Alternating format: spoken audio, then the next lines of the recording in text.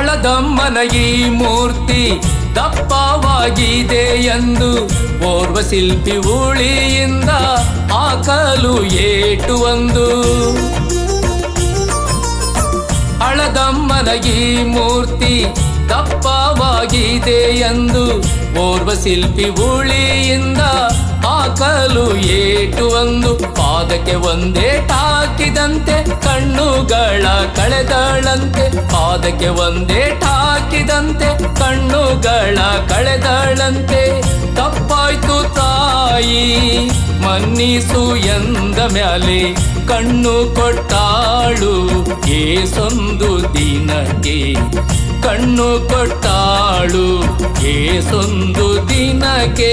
ಮನೆ ಮಾತಾಯಿತು ಮಾರಿಕೊಪ್ಪ ಮಾದೇವಿ ನಿನ್ನಿಂದ.